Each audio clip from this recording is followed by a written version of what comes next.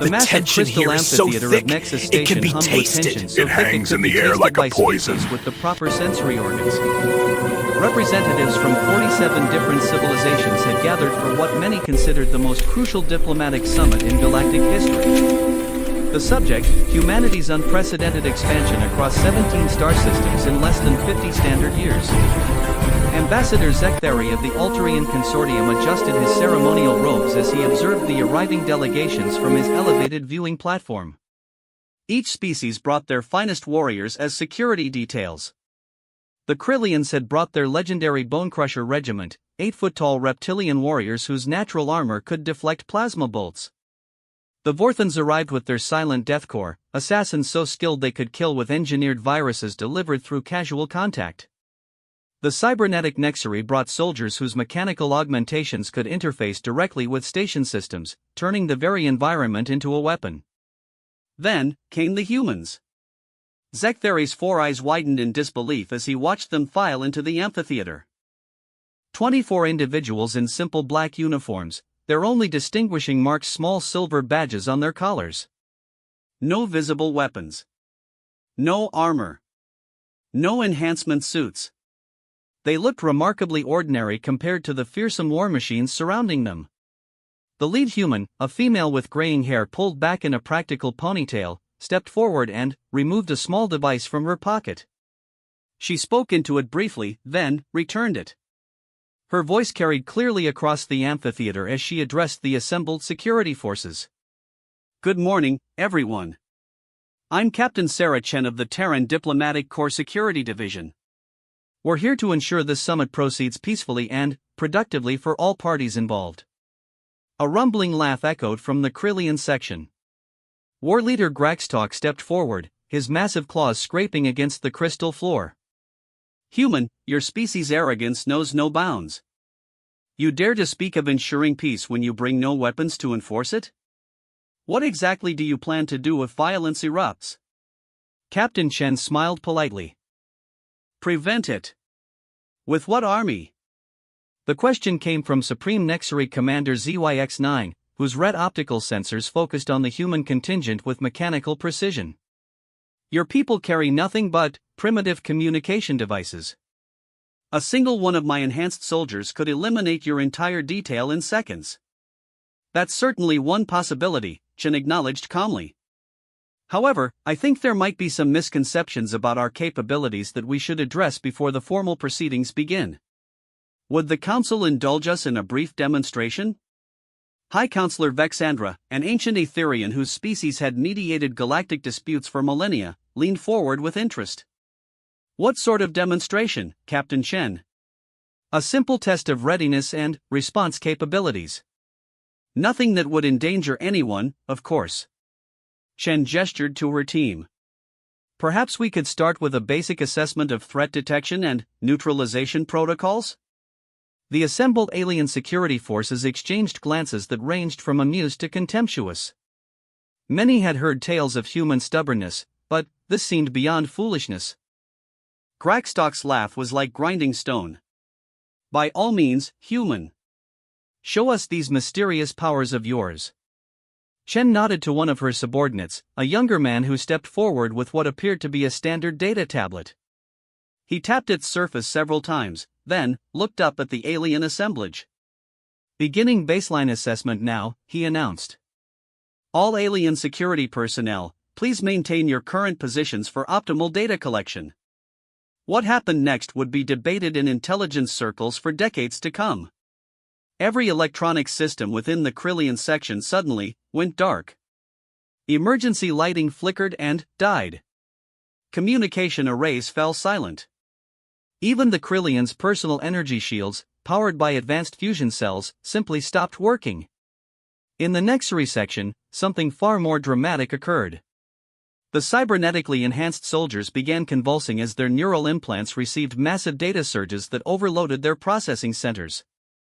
Commander ZYX-9 himself staggered as his optical sensors filled with cascading error messages. The Vorthans found their carefully cultivated biological weapons neutralized by airborne nanobots that had somehow infiltrated their sealed containment systems. Their toxic breath weapons became as harmless as ordinary exhalation. Throughout the amphitheater, similar disruptions rippled through every alien security detail.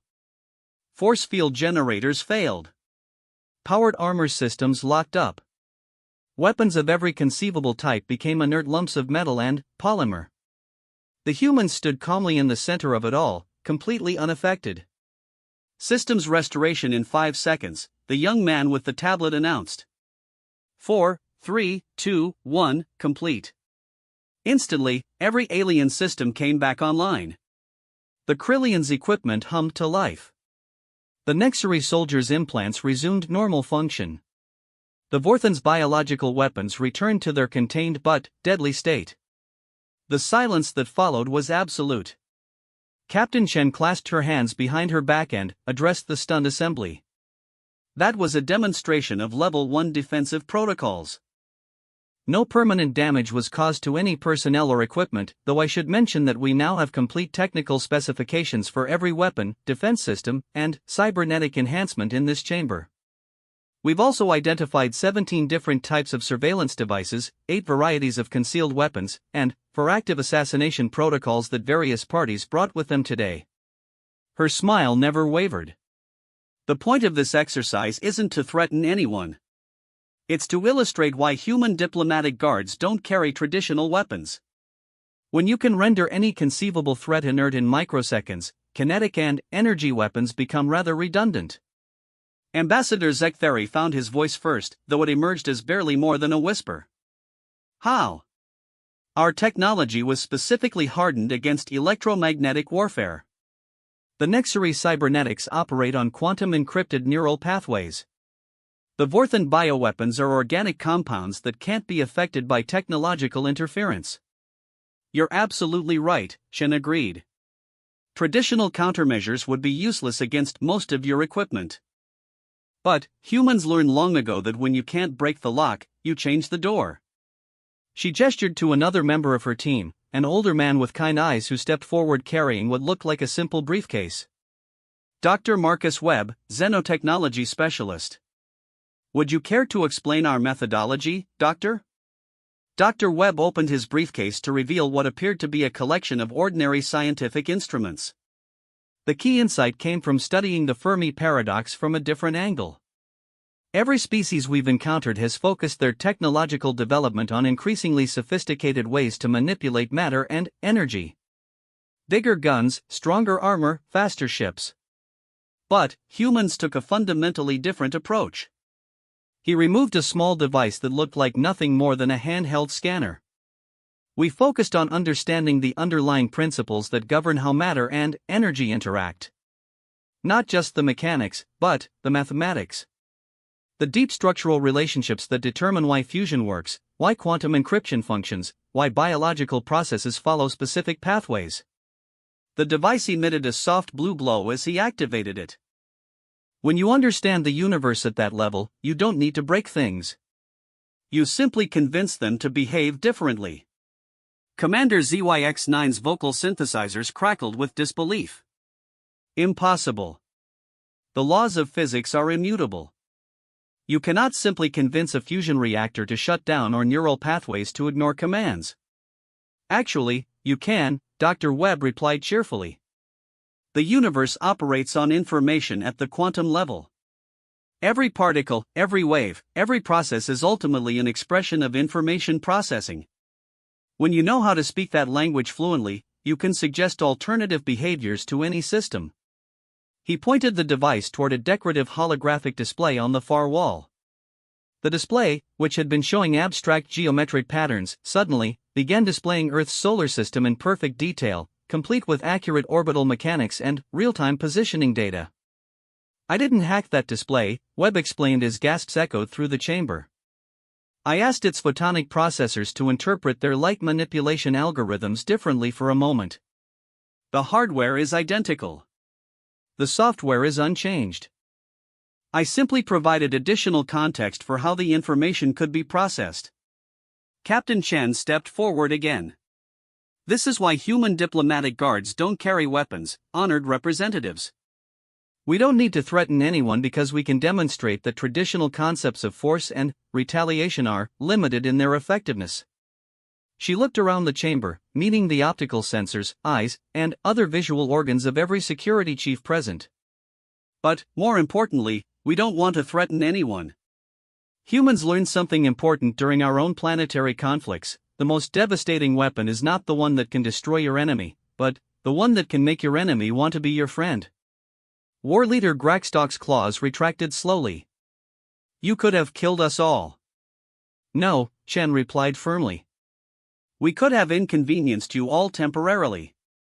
There's a significant difference, and that difference is the entire point of why we're here today. She gestured to the human diplomatic team, who had remained seated calmly throughout the entire demonstration. Ambassador Rodriguez and her team are here to discuss human expansion not because we want to conquer anyone, but because we want to understand how to grow alongside everyone else. The galaxy is vast enough for all of us, but only if we learn to share it wisely. High Counselor Vexandra's ethereal voice carried a note of newfound respect. And if we refuse to share? Captain Chen's smile became genuinely warm. Then, we'll keep talking until we find a way to make sharing more appealing than fighting. Humans are very patient when it comes to conversation. The amphitheater fell silent again as the implications sank in. Every species present had built their civilizations on the assumption that superior firepower was the ultimate negotiating tool. The humans had just demonstrated that they possessed something far more dangerous than firepower, the ability to make firepower irrelevant.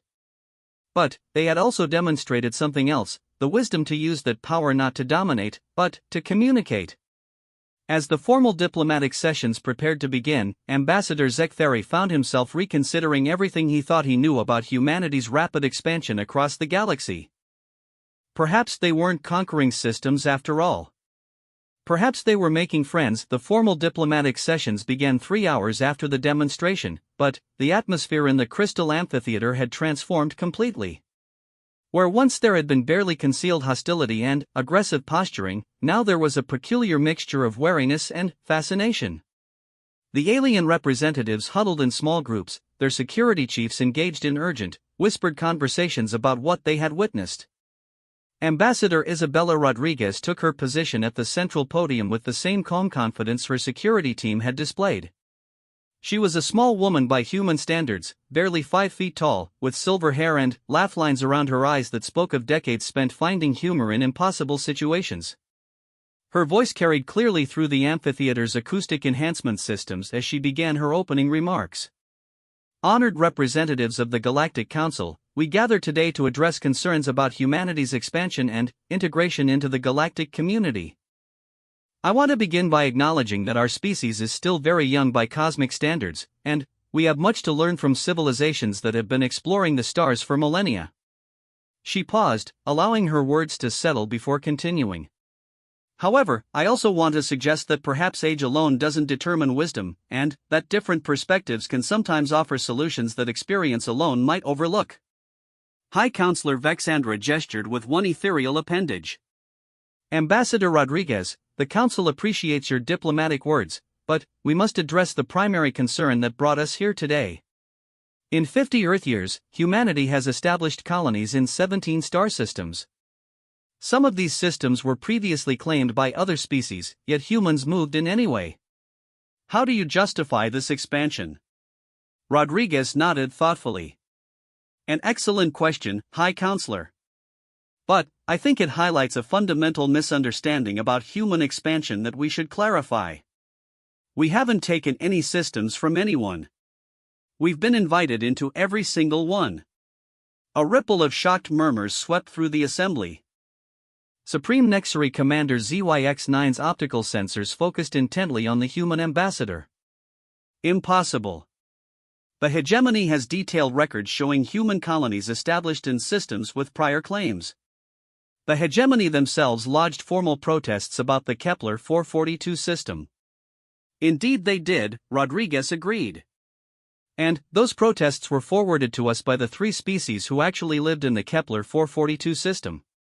The Zephyrians, the Crystalline Collective, and the Wandering Clans all invited us to help them resolve a territorial dispute that had been ongoing for 200 years. She activated a holographic display that showed a detailed map of the Kepler 442 system. The Zephyrians are atmospheric dwellers who needed gas giant habitats. The Crystalline Collective required asteroid mining rights for their silicon-based biology. The Wandering Clans needed stable orbital stations for their nomadic lifestyle. 3 species, all with legitimate claims, all unable to share the same space because their needs seemed mutually exclusive. The display zoomed in to show elegant orbital structures surrounding the gas giants, vast crystal formations growing throughout the asteroid belts, and mobile space habitats following carefully calculated orbital paths that somehow managed to avoid interfering with each other. Humans didn't take over the system, Rodriguez explained. We designed a solution that allowed all 3 species to coexist and thrive. The hegemony's claim to the system was based on a survey expedition that had visited the outer planets 3 centuries ago, but they had never attempted to establish any presence there because they couldn't figure out how to exploit the resources without displacing the existing inhabitants. War leader Graxtalk leaned forward, his massive frame creating shadows across the crystal floor. You expect us to believe that humans simply solved a centuries-old territorial dispute out of altruism? Not altruism, Rodriguez replied with a slight smile. Enlightened self-interest. The solution we designed included humans establishing research stations to monitor the ecological balance of the system. In exchange for our mediation services, we gained access to 3 completely different technological approaches: Zephyrian atmospheric processing, crystalline energy matrix technology, and Wandering Clan navigation systems. She gestured, and the display showed human research stations positioned at strategic points throughout the system, clearly designed to complement rather than compete with the alien settlements. Everyone won. The original species got to keep their homes and expand safely. Humans got to learn from 3 fascinating civilizations. And the galaxy got a working model for multi-species cooperation that we've since replicated in 16 other systems. Ambassador Zektheri found himself leaning forward despite his attempt to maintain diplomatic neutrality. Are you saying that humans are professional mediators? Among other things, Rodriguez acknowledged. But I think the more accurate description is that humans are professional problem solvers. It's what we're naturally good at. High Counselor Vexandra's voice carried a note of skepticism. This is a remarkable claim, Ambassador Rodriguez. However, the hegemony has raised concerns about more than just territorial disputes. They assert that human technology represents a potential threat to galactic stability. After today's demonstration by your security team, those concerns seem well-founded. Rodriguez nodded gravely. The High Counselor raises an important point. Our technology does represent a paradigm shift, and change can be frightening. But I'd like to invite Dr. Elena Vasquez from our Xenopsychology department to address the deeper implications of what you witnessed today. A woman in her 40s stepped forward, carrying herself with the easy confidence of someone accustomed to explaining complex concepts to diverse audiences. She had kind eyes and calloused hands that spoke of someone who worked with her hands as well as her mind. Honored representatives, Dr. Vasquez began, what Captain Chen's team demonstrated today wasn't actually our most advanced technology. It was our most fundamental insight about the nature of intelligence and cooperation. She activated another holographic display, this one showing the evolutionary development of various species' technological trees. Every species we've studied has followed a similar technological progression: tool use, energy manipulation, materials science, space travel. Each advancement builds on the previous one in a linear fashion. But humans developed differently. The display showed humanity's technological development, which looked radically different from the others. Instead of a linear progression, it resembled a complex web with multiple interconnected pathways. Humans developed what we call parallel processing intelligence. Instead of perfecting one approach at a time, we instinctively developed multiple approaches simultaneously and, then, found ways to integrate them. We didn't just build better weapons, we simultaneously developed better medicine, better communication, better agriculture, better art. Commander ZYX-9's mechanical voice carried a note of confusion. How does this relate to your ability to neutralize our weapons systems? Because parallel processing intelligence led us to a crucial realization, Dr. Vasquez explained. Every problem has multiple solutions, and the best solution is usually one that addresses multiple problems simultaneously. When we encountered the challenge of providing security for diplomatic missions, we didn't ask how do we build better weapons. We asked how do we eliminate the need for weapons entirely. She gestured to the security demonstration area. The technology you saw today isn't a weapon system. It's a communication system. When our devices interfaced with your equipment, they weren't attacking it. They were essentially having a conversation with it, explaining alternative ways to interpret the commands it was receiving. War Leader Grackstock's claws scraped thoughtfully against his armor. You speak to machines as if they were living beings?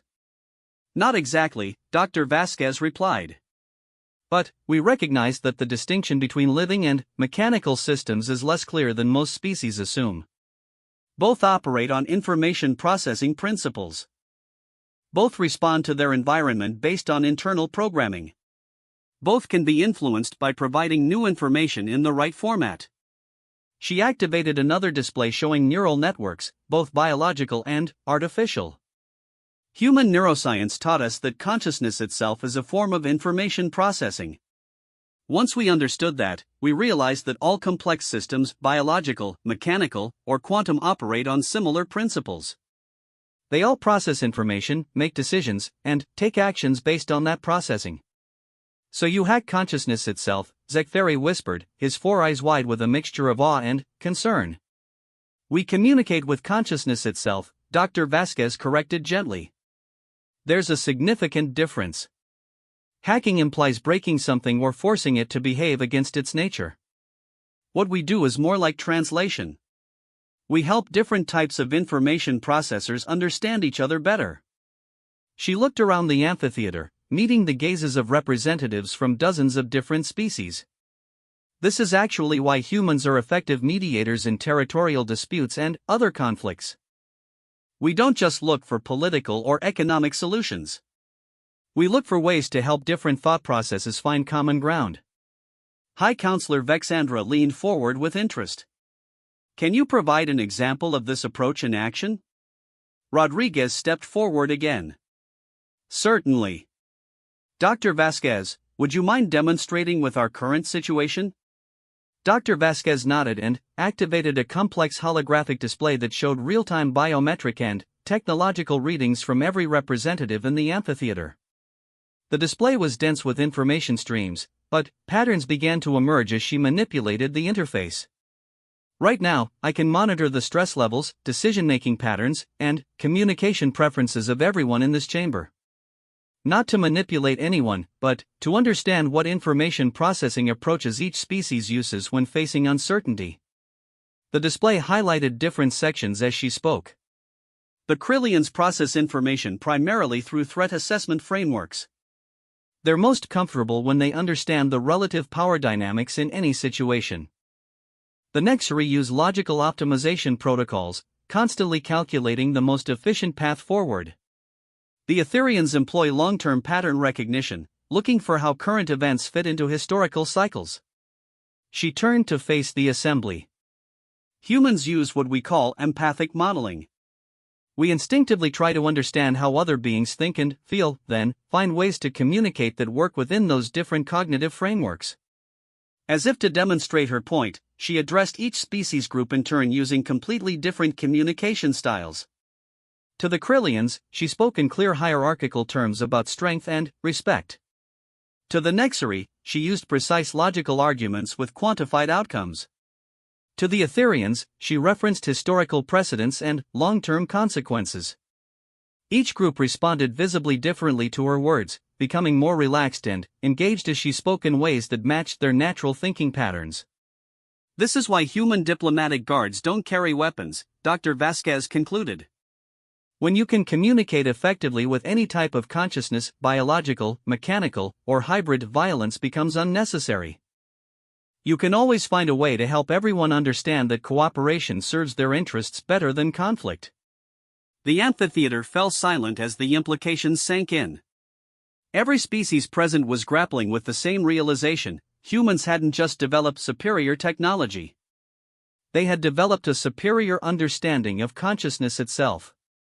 And they were using that understanding not to dominate, but to build bridges between minds that had never been able to truly communicate before. War leader Galactic was the first to break the silence. If humans can communicate with any form of consciousness, why do you need diplomatic meetings at all? Why not simply convince us to agree with human positions? Rodriguez smiled warmly. Because agreement isn't the goal, war leader. Understanding is the goal. There's a significant difference between making someone agree with you and helping everyone find solutions that genuinely serve their actual interests. She gestured to the assembled representatives. Humans didn't come here today to convince anyone of anything. We came to understand what the galaxy actually needs, and to offer our help in finding ways to achieve it. The realization that settled over the amphitheater was profound and unsettling. The aliens had gathered expecting to confront a young, aggressive species that needed to be contained or controlled. Instead, they found themselves facing mediators who wanted to help them solve problems they hadn't even realized they had. The recess period that followed Dr. Vasquez's demonstration stretched far longer than the scheduled 30 minutes. Throughout the amphitheater, alien delegations clustered in intense discussions, their conversations punctuated by occasional glances toward the human contingent, who sat calmly reviewing data tablets and engaging in quiet conversation among themselves. Ambassador Zektheri found himself drawn to observe the humans more closely during the break. They didn't behave like any diplomatic delegation he had encountered in 3 centuries of council service. There was no sense of urgency, no whispered strategy sessions, no nervous energy. They seemed genuinely relaxed, as if they were attending an academic conference rather than a tribunal that could determine the future of human expansion. When the sessions resumed, High Counselor Vexandra's voice carried a weight that hadn't been there before. Ambassador Rodriguez, the Council has discussed what we have witnessed today, and we find ourselves facing unprecedented questions. Your species appears to possess capabilities that fundamentally challenge our understanding of technology, consciousness, and diplomacy itself. She paused, her ethereal form seeming to shimmer with inner tension. Before we proceed further, the Council requires clarification on several critical points. First, if humans possess the ability to neutralize any technological system and communicate with any form of consciousness, what prevents your species from simply taking whatever you want? Why engage in diplomacy at all? Rodriguez stood and walked to the center of the amphitheater, her movement casual and unthreatening. An excellent question, High Counselor. To answer it properly, I need to explain something about human psychology that may not be immediately obvious to other species. She activated a holographic display showing Earth's history, but, instead of the usual political and military timelines, this one focused on philosophical and social development. Humans developed our understanding of consciousness and communication not despite our history of conflict, but because of it. We spent thousands of years fighting wars that accomplished nothing except demonstrating the futility of using force to change minds.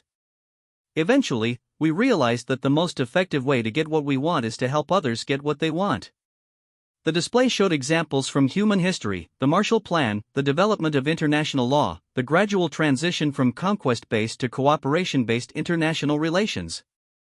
By the time we developed interstellar capability, human civilization had reached a fundamental conclusion: sustainable prosperity requires universal prosperity. You cannot build lasting security on the oppression of others, because oppressed populations eventually find ways to resist, and resistance leads to cycles of violence that benefit no one. Supreme Nexary Commander ZYX-9's optical sensors focused intently on the human ambassador.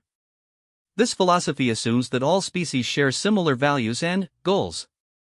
Our analysis indicates significant variations in fundamental drives between species. The Krillians value honor and strength. The Etherians prioritize long-term stability. Humans appear to value novelty and growth. How can universal prosperity be achieved when basic motivations are incompatible? Another excellent point, Rodriguez acknowledged. Dr. Vasquez, would you mind explaining the compatibility analysis we conducted on galactic civilization? Dr. Vasquez stepped forward and activated a new display showing a complex web of interconnections between different species and their fundamental drives. Commander ZYX-9 is absolutely correct that different species have different basic motivations. But, our analysis revealed something fascinating: these differences are often complementary rather than conflicting. The key is understanding how different drives can support each other rather than compete. She highlighted specific connections in the display. Krillian values of honor and strength actually align perfectly with humanity's need for security and protection. We benefit from having strong, honorable allies, and Krillians benefit from having their strength acknowledged and valued rather than feared. The display shifted to show another set of connections. Etherian long-term thinking provides stability that allows human innovation to flourish without causing chaos. Human adaptability and problem-solving abilities help Etherian plans succeed in a changing galaxy. War leader Graxtalk rumbled thoughtfully. You claim that human expansion serves the interests of existing species. But, expansion inherently requires resources. Where do these resources come from if not from someone else? Rodriguez smiled. This brings us to perhaps the most important point of today's discussion. War leader, what do you consider the most valuable resource in the galaxy? Territory with strategic value.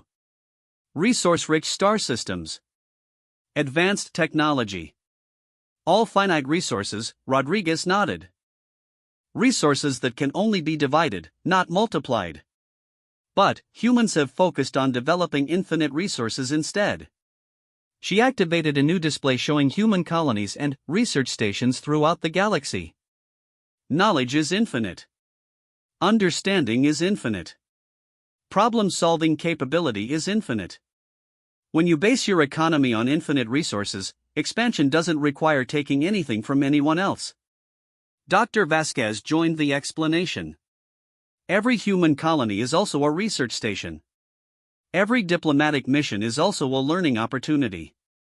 When we establish a presence in a star system, we're not extracting resources, we're generating new knowledge by studying how different species, environments, and technologies interact. The display showed data streams flowing between human settlements and the civilizations they worked with, representing massive exchanges of information, techniques, and solutions. For example, our research station in the Kepler 442 system has generated 17 new technologies in the past 3 years: atmospheric processing techniques adapted from Zephyrian biology, energy storage methods based on crystalline molecular structures, and navigation algorithms inspired by wandering clan mathematics.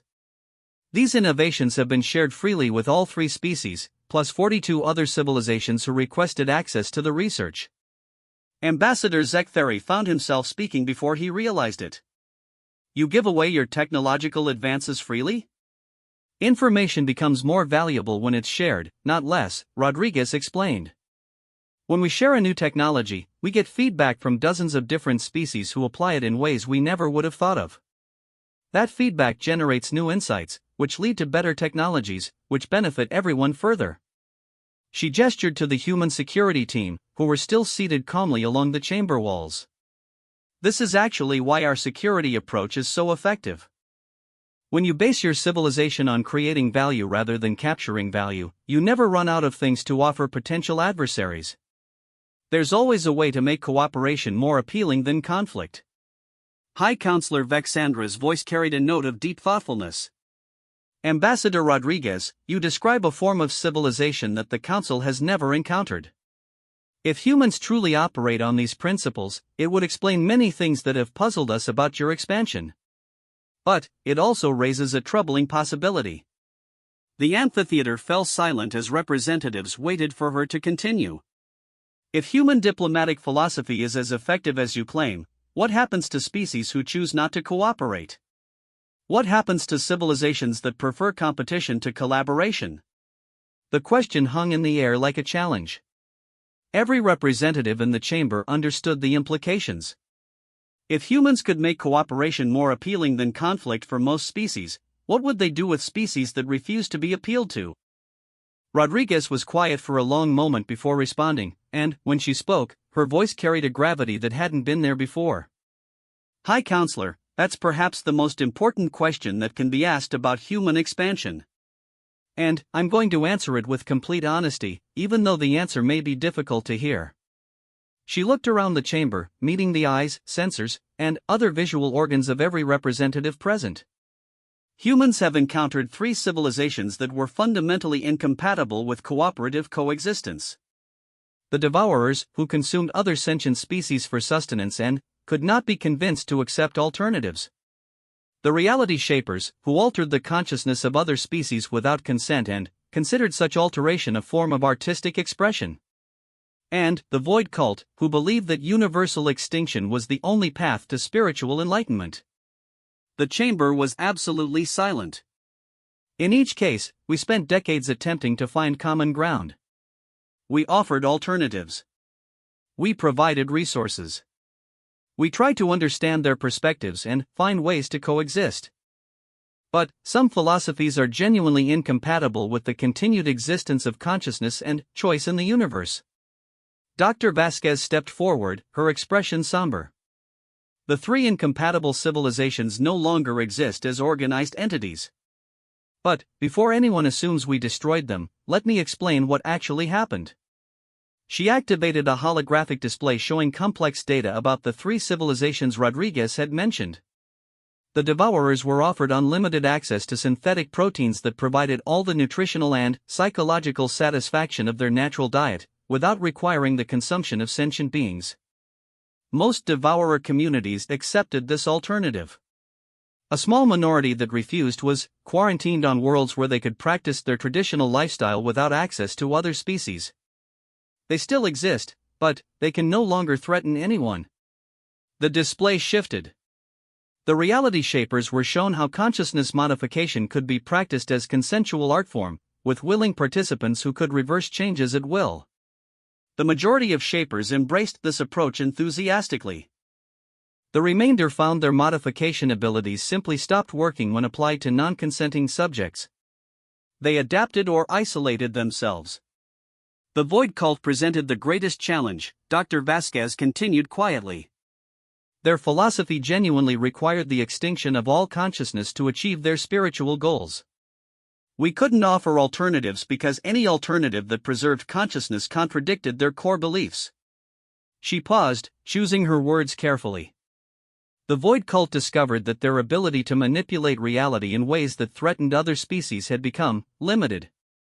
They found themselves unable to affect anything beyond their own controlled territories. Eventually, they chose to retreat to a sealed dimension where they could pursue their extinction goals without affecting the rest of the universe. War Leader Grackstock's claws extended slightly. You speak of these changes as if they happen naturally. But, your earlier demonstration shows that humans can alter the behavior of any technological or consciousness-based system. Yes, Rodriguez acknowledged simply. We can. The admission sent a chill through the amphitheater. But, the crucial point, she continued, is that we only use these capabilities defensively, and only after decades of attempting cooperation. We don't change anyone's minds. We don't alter anyone's fundamental nature. We simply ensure that those who choose violence cannot successfully commit violence against others. Captain Chen stepped forward from the security section for the first time since her initial demonstration. The 3 civilizations Ambassador Rodriguez mentioned represent less than 0.1% of the species humanity has encountered. The other 99.9% have found cooperation more beneficial than conflict. Most discovered that human assistance helped them achieve their goals more effectively than they ever could alone. She looked directly at War Leader Grackstock. Krillian honor culture has flourished under human diplomatic protection. Krillian warriors now serve as peacekeepers throughout 17 systems, earning honor through protection rather than conquest. The Krillian population has tripled, and Krillian art and philosophy have spread throughout the galaxy. Her gaze shifted to Commander ZYX-9. Nexary optimization protocols have been applied to resource distribution networks that now serve over 1,000 species efficiently. Nexary technology has solved problems that had plagued the galaxy for millennia. Finally, she addressed High Counselor Vexandra directly. Etherian wisdom has guided the establishment of long-term stability protocols that ensure current prosperity doesn't compromise future generations. Every human colony operates under Etherian-inspired sustainability guidelines. The choice, Captain Chen concluded, is always cooperation or irrelevance, never cooperation or destruction. We offer every species the opportunity to flourish alongside us. Those who choose isolation can have isolation. Those who choose cooperation can have prosperity. Only those who choose aggression against others find their choices constrained. The implications of her words settled over the amphitheater like a heavy blanket. The representatives were beginning to understand that this diplomatic summit wasn't really about evaluating human expansion. It was about deciding whether the galactic community wanted to join that expansion willingly, or have it proceed around them. The weight of Captain Chen's words settled over the assembled representatives like the gravity well of a neutron star. Ambassador Zektheri found himself recalculating everything he thought he knew about galactic politics, power dynamics, and the nature of civilization itself. Around the amphitheater, similar realizations were rippling through delegations from 47 different species. High Counselor Vexandra was the first to break the profound silence that had fallen over the chamber. Her ethereal voice carried undertones that hadn't been there before, not fear, exactly, but the kind of deep caution that comes from recognizing that the universe has just revealed itself to be far different than previously understood. Ambassador Rodriguez, the Council finds itself in a unique position. We convened this summit to address concerns about human expansion, but it appears we may have fundamentally misunderstood the nature of that expansion. Before we proceed, we need clarification on several crucial points. She paused, her form shimmering as internal discussions among the Etherian delegation reached consensus. You have demonstrated that humans possess capabilities that render traditional concepts of military deterrence obsolete. You have explained that human expansion is based on cooperation rather than conquest. You have shown that incompatible civilizations are neutralized rather than destroyed. But one critical question remains: what do humans ultimately want from the galaxy? Rodriguez exchanged a glance with her team before responding. High Counselor, that question goes to the heart of why we're here today. But, to answer it properly, I need to share something about human nature that may be difficult for other species to understand. She activated a holographic display showing Earth's night side, with millions of lights twinkling across the continents, connected by vast networks of transportation and communication. Humans are an inherently curious species. Our greatest happiness comes not from acquiring things, but from discovering things. Not from controlling systems, but from understanding how systems work. Not from dominating others, but from learning what others can teach us. The display shifted to show human colonies and research stations throughout the galaxy, each one glowing with activity and connected to vast information networks. What humans want from the galaxy is knowledge. We want to understand how consciousness works, how life develops, how civilizations rise and adapt and evolve, how different forms of intelligence solve problems, how the universe itself operates at every level from quantum to cosmic. Dr. Vasquez stepped forward to continue the explanation. But, here's the crucial point: you can't study something without affecting it. You can't learn about consciousness without interacting with other conscious beings. You can't understand civilization without participating in civilization. She gestured to the assembled representatives. This is why human expansion takes the form it does. Every human settlement is positioned to study and interact with existing civilizations. Every diplomatic mission is designed to create ongoing relationships that generate continuous learning opportunities. War Leader Graxtalk leaned forward, his massive frame casting shadows across the crystal floor. You speak of learning and understanding, but your capabilities suggest power beyond anything the galaxy has seen. Knowledge is power, as the ancient saying goes. What prevents humans from using this knowledge to reshape the galaxy according to human preferences? The question struck at the heart of every species' deepest fears. If humans could neutralize any threat and communicate with any consciousness, what would stop them from eventually deciding that the galaxy would be better off organized according to human principles? Rodriguez was quiet for a long moment, and, when she spoke, her voice carried a depth of conviction that resonated through the amphitheater's acoustic systems. War Leader, you're absolutely right that knowledge is power. But humans learned something important about power during our own planetary history. The most destructive thing you can do with power is use it to force your preferences on others. She activated a new display showing Earth's historical conflicts, focusing on the rise and fall of empires and dictatorships. Every human empire that tried to impose its vision on others eventually collapsed, usually catastrophically. Not because they lacked power, but because forced compliance breeds resistance, and resistance eventually finds ways to undermine even the strongest systems. The display shifted to show the gradual development of democratic institutions, international cooperation, and voluntary associations. Sustainable civilization requires voluntary participation. You can force compliance, but you can't force genuine cooperation. And, without genuine cooperation, complex systems eventually break down under the weight of their own internal contradictions. Supreme Nexary Commander ZYX-9's mechanical voice carried a note of logical confusion. But, if humans possess the ability to alter consciousness itself, could you not simply modify other species' preferences to align with human goals? The result would be voluntary participation, from the subject's perspective. Dr. Vasquez answered this time, her expression becoming intensely serious. Commander, you've identified the most dangerous capability humans have developed. Yes, we could potentially alter the consciousness of other species to make them want what we want them to want. A chill ran through the amphitheater as the implications sank in.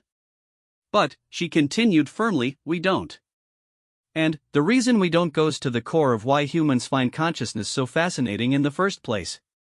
She activated a holographic display showing neural networks from dozens of different species, highlighting the unique patterns and structures that characterized each form of consciousness. Every conscious mind is unique. Every species processes information differently. Every individual has their own perspective on existence. When you modify consciousness to match your preferences, you destroy the very uniqueness that makes consciousness valuable to study. She looked around the chamber, meeting the gazes of representatives from every species present. If we changed the way you think to match the way we think, we would lose the opportunity to learn from the way you think. We would be trading temporary control for permanent ignorance. And ignorance is antithetical to everything humans value. Captain Chen stepped forward again, her security team rising behind her in a fluid, coordinated movement that somehow managed to be both impressive and non-threatening. This is why human diplomatic guards don't carry weapons, she said, returning to the original question that had sparked this entire revelation. Not because we don't need them, though we don't, but because carrying weapons sends the wrong message about our intentions.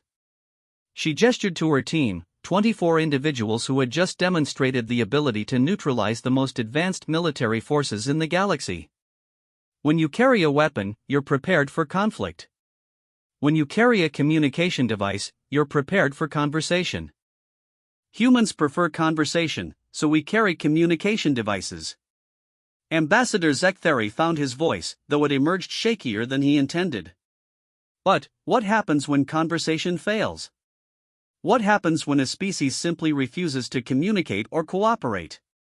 Rodriguez answered with surprising gentleness. Then, we wait. Wait, several representatives asked simultaneously. Humans have a very long perspective on time, she explained. We've learned that civilizations change. Individuals change. Circumstances change. A species that refuses cooperation today might embrace it in a century or a millennium. We're patient. Dr. Vasquez nodded in agreement. Meanwhile, we continue working with the species that are interested in cooperation. We continue learning and growing and developing new solutions to universal problems. Eventually, even the most isolated civilizations usually find that they need something we've learned how to provide. She activated a display showing the gradual integration of previously isolated species into the Galactic Cooperation Network. The Hermit system spent 3,000 years in complete isolation before finally requesting assistance with a stellar engineering project. The warrior communes maintained aggressive borders for 2 millennia before agreeing to joint military exercises that evolved into peacekeeping partnerships. The Silent Minds refused all communication for 4 centuries before developing an interest in human consciousness research. The pattern was clear: humans didn't force integration, they simply made integration increasingly attractive over time. High Counselor Vexandra's voice carried a new quality when she spoke again. Ambassador Rodriguez, the Council begins to understand the true scope of what you're proposing. You're not asking for permission to expand human civilization. You're offering to accelerate the evolution of galactic civilization itself. That's one way to look at it, Rodriguez agreed carefully. But I want to be clear that this isn't a human vision being imposed on the galaxy. This is a collaborative vision that humans happen to be in a position to facilitate. She gestured to the assembled representatives. Every species present today has capabilities, insights, and perspectives that humans lack. Krillian honor provides ethical frameworks that keep strength from becoming tyranny. Nexary logic provides optimization systems that prevent waste and inefficiency. Etherian wisdom provides long-term perspective that prevents short-sighted decisions. The display showed a complex network diagram representing the connections between different species' strengths and how they complemented each other. Humans contribute communication and problem-solving capabilities, but we're just one part of a much larger system. The goal isn't to create a human galaxy, it's to create a collaborative galaxy. We have viewed cooperation as weakness and isolation as strength. He paused, his claws retracting as he continued. Today, we have seen that human strength makes our strength irrelevant. Human communication makes our isolation impossible. Human patience makes our resistance pointless. Another pause as he looked around the amphitheater. But we have also seen that humans value what makes us Krillian. They seek to amplify our honor rather than diminish it.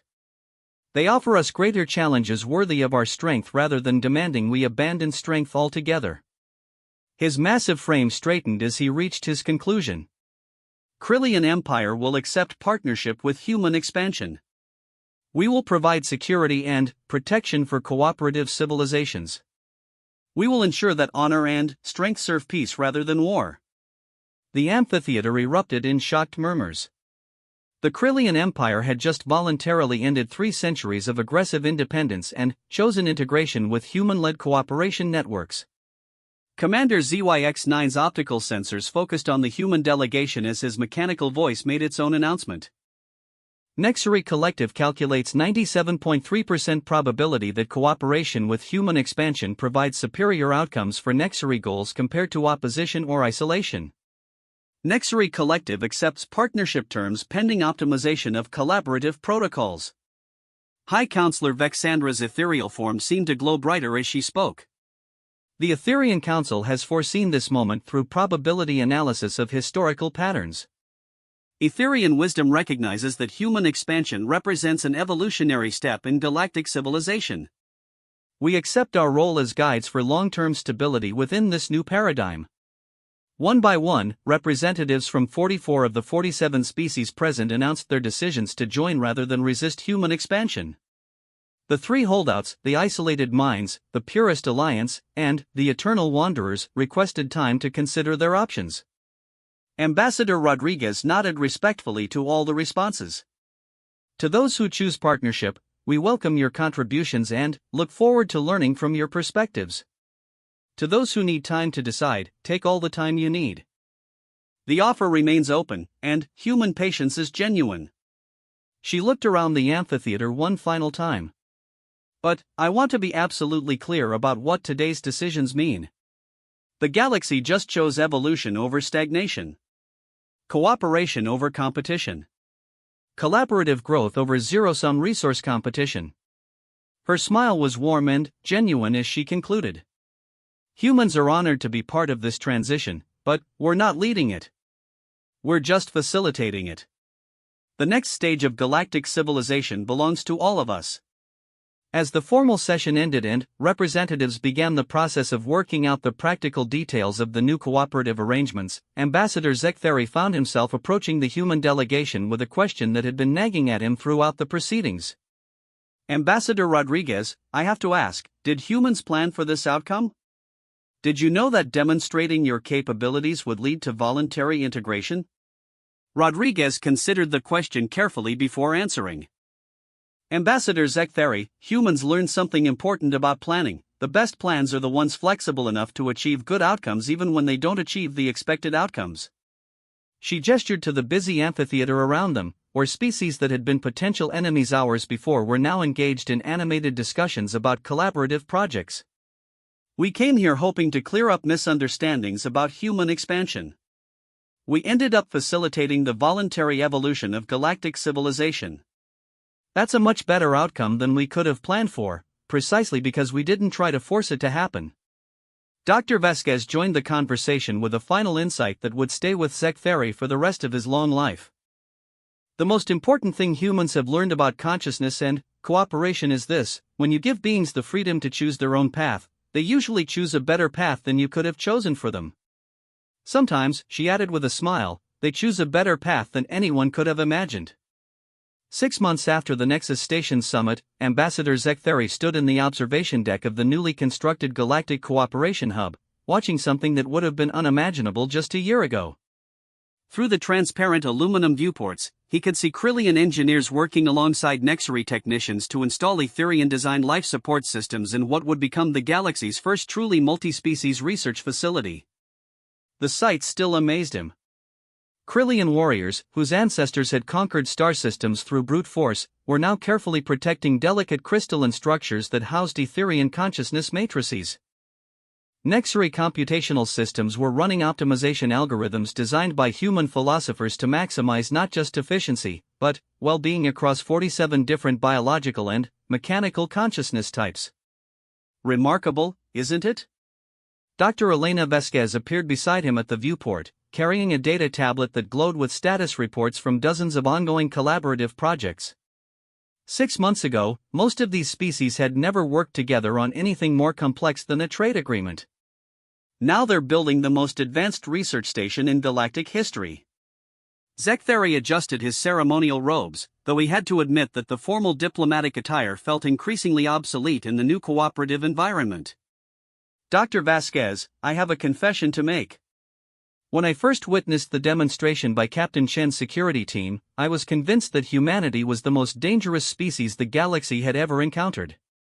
Were you wrong? She asked with a slight smile. That's what I've been trying to figure out, he admitted. Humans are definitely the most dangerous species the galaxy has encountered. But dangerous in ways that make everything better rather than worse. It's difficult to categorize. Dr. Vasquez nodded thoughtfully. Dangerous is probably the right word. When you give consciousness the tools to understand itself fully, there's always the risk that it might decide to become something completely different. But humans learned that the greatest danger isn't change, it's stagnation. She gestured toward the construction site, where teams from multiple species were solving engineering problems that none of them could have tackled alone. Every species in this galaxy had reached a plateau. The Krillians had perfected their honor-based military culture but had nowhere left to expand. The Nexury had optimized their computational systems but had no new problems to solve. The Etherians had achieved perfect stability but had stopped growing. And humans provided new challenges? Zektheri asked. Humans provided new possibilities, she corrected. The challenge was always there, it was the challenge of working together to solve problems that no single species could handle. Humans just developed the communication tools to make cooperation possible at a galactic scale. A soft chime from Dr. Vasquez's data tablet indicated an incoming priority message. She glanced at it, and her expression became both pleased and slightly concerned. Speaking of new possibilities, we've just received our first request from outside the known galaxy. The deep survey probe that launched from the Etherian home system 2 centuries ago has made contact with a civilization in the Andromeda Spiral. They're requesting diplomatic contact. Zektheri's 4 eyes widened. Extragalactic contact? Have humans prepared for this possibility? Humans have been preparing for this possibility since they first developed interstellar communication technology, Dr. Vasquez replied. But not by developing bigger weapons or stronger defenses. By developing better listening skills and more flexible cooperation protocols. She activated a holographic display that showed the faint signal transmission from Andromeda, along with preliminary analysis of the communication patterns. The Andromedan civilization appears to use a form of quantum consciousness networking that connects millions of individuals into collective decision-making entities.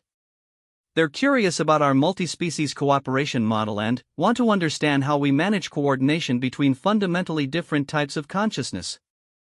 And what will be humanity's response?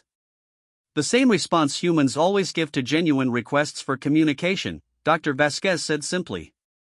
Hello. We'd like to understand how you think, and we'd like to share how we think. Would you be interested in learning together? A new voice joined the conversation as Captain Sarah Chen approached their position at the viewport. She looked pleased but unsurprised by the news from Andromeda. The Andromedan contact is actually perfect timing, she said, checking her own data display. The multi-species cooperation protocols we've developed here are about ready for their first major stress test. An entirely alien form of consciousness will help us understand which aspects of our communication methods are universal and which are specific to our local group of species. Zektheri found himself shaking his head in amazement. Captain Chen, 6 months ago you demonstrated the ability to neutralize every weapon system in the galaxy. Today you're discussing first contact with an extragalactic civilization as if it's just another research project. Does nothing surprise humans anymore? Chen smiled, the same calm expression she had worn when facing down 47 species worth of military hardware. Ambassador, humans are surprised by something new every day. That's what makes existence interesting. But we stopped being surprised by our own capability to handle new challenges, because we've learned that every challenge is just an opportunity to understand something we didn't understand before. She gestured toward the construction site, where a group of wandering clan navigators were working with human theoretical physicists to design FTL communication systems that could maintain real-time contact with Andromeda across 2.5 million light-years. 6 months ago, that kind of collaboration would have been impossible because we didn't have the communication protocols to coordinate wandering clan spatial intuition with human mathematical modeling. Now it's just Tuesday. A new alert appeared on Dr. Vasquez's tablet, this one marked with priority codes that made her eyebrows rise. Speaking of Tuesday challenges, we've got 3 more situations that require diplomatic attention. The Hermit systems have finally decided to join the cooperation network, but they want to contribute without breaking their traditional isolation practices. The warrior communes are requesting assistance with converting their combat-based honor culture to a protection-based honor culture. And the Silent Minds want to establish a joint consciousness research project, but they communicate exclusively through mathematical theorems. Captain Chen nodded as if this was perfectly normal. Dr. Webb's xenopsychology team should be able to design communication interfaces for all 3 situations within a week or 2. The Hermit systems issue is particularly interesting. We've never tried to facilitate cooperation with species that don't want to interact directly with cooperators. And you're confident this will work? Zektheri asked. We're confident that we can find ways to make it work, Dr. Vasquez corrected. Humans don't succeed because we know all the answers in advance. We succeed because we've learned how to find answers to questions we've never encountered before. She looked out at the construction site, where impossible collaborations were producing impossible results on a daily basis. The secret isn't having superior technology or superior intelligence. The secret is having superior curiosity. When you're genuinely interested in understanding how other beings think and feel and solve problems, you eventually figure out how to communicate with them. And when you can communicate, Zektheri watched as Krillian warriors carefully transferred their protective duties to Etherian peacekeepers, while Nexari technicians seamlessly handed off their optimization protocols to human problem-solving teams. Dr. Vasquez, Captain Chen, I have one final question that has been bothering me since the summit. Humans possess capabilities that could theoretically allow you to reshape consciousness itself. What prevents human civilization from eventually deciding that the galaxy would be more efficient if everyone thought like humans? Dr. Vasquez and Captain Chen exchanged a look that seemed to contain an entire conversation. Ambassador, Dr. Vasquez said finally, that question assumes that humans want the galaxy to be more efficient. But efficiency isn't actually a human goal. It isn't? Zektheri's confusion was evident. Humans want the galaxy to be more interesting, Captain Chen explained. Efficiency means reducing variation and complexity to optimize specific outcomes. Interesting means increasing variation and complexity to generate new possibilities. Dr. Vasquez activated a holographic display showing the current state of galactic civilization, dozens of species pursuing thousands of different projects using countless different approaches to solve problems and explore possibilities. If we made everyone think like humans, the galaxy would become dramatically less interesting. We would lose access to Krillian honor-based decision-making, Nexary optimization protocols, Etherian long-term planning, crystalline distributed consciousness, wandering clan spatial intuition, and hundreds of other unique approaches to understanding existence. Humans value diversity of thought because diversity of thought generates better solutions to universal problems, Captain Chen added. A galaxy where everyone thinks the same way would be a galaxy that gets stuck on problems that require different thinking approaches to solve. She gestured toward the Andromeda Communication Array, where preparation for extragalactic contact was proceeding smoothly thanks to the integration of dozens of different species' capabilities. For example, the Andromedan contact is only possible because wandering clan navigation merged with Etherian stability planning, Nexary optimization, Krillian protective protocols, and human communication theory. No single species could have developed the necessary technology alone. Zektheri considered this as he watched the shift change complete below. The new work crews began their tasks with the same smooth coordination as their predecessors, but with completely different approaches, techniques, and even fundamental assumptions about how the work should be organized. So human diplomatic guards don't carry weapons because humans have something more powerful than weapons, he said slowly. They have curiosity about how other minds work, and the ability to help different minds work together toward common goals. Exactly, Dr. Vasquez agreed. And that curiosity is self-reinforcing. The more we understand about how different forms of consciousness operate, the more effective we become at facilitating. The more cooperation we facilitate, the more we learn about consciousness itself. Which means, Captain Chen concluded, that human capabilities aren't fixed at their current level. They're growing every day as we learn from every species we encounter. 6 months ago, we could communicate with 47 species.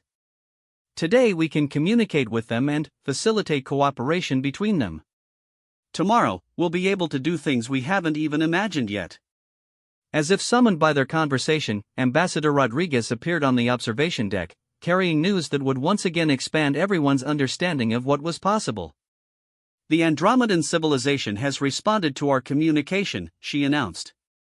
They're not just interested in diplomatic contact. They want to establish a permanent cultural exchange program. Apparently, they've been monitoring our multi-species cooperation experiments for the past 6 months and are impressed by our approach to consciousness integration. She paused with a slight smile. They also mentioned that they'd been in contact with civilizations in 3 other galaxies, all of which are interested in learning about our cooperation protocols. It seems that the challenge of facilitating collaboration between different types of consciousness is universal. Zektheri found himself laughing, a sound that rang strangely in the observation deck but felt absolutely appropriate. So humans have accidentally created the first intergalactic diplomatic network? Not accidentally, Rodriguez corrected gently. Inevitably. Once you develop the ability to communicate with any form of consciousness, and you use that ability to help different consciousness types work together, it becomes natural to keep expanding the network to include new types of consciousness you encounter. Dr. Vasquez nodded in agreement. The universe appears to be full of conscious beings who are trying to understand existence and solve problems. The more of them you connect, the better everyone gets at understanding and solving. And, the better everyone gets at understanding and solving, Captain Chen added, the more interesting existence becomes for everyone involved. As they stood together watching the impossible cooperation happening below them, Zektheri realized that he had witnessed something that would reshape not just galactic civilization, but the very concept of what civilization could become. Humans hadn't conquered the galaxy through superior firepower. They hadn't dominated through superior technology. They hadn't even ruled through superior intelligence. They had simply offered to help everyone understand each other better. And, in a universe full of conscious beings trying to figure out how to exist and grow and thrive together, that offer had proven irresistible. The most dangerous weapon in the galaxy, it turned out, wasn't a weapon at all. It was an invitation to become more than any species could become alone. And, humans had learned to carry that invitation everywhere they went, not as conquerors seeking territory, but as facilitators seeking friends. In the end, that had made all the difference.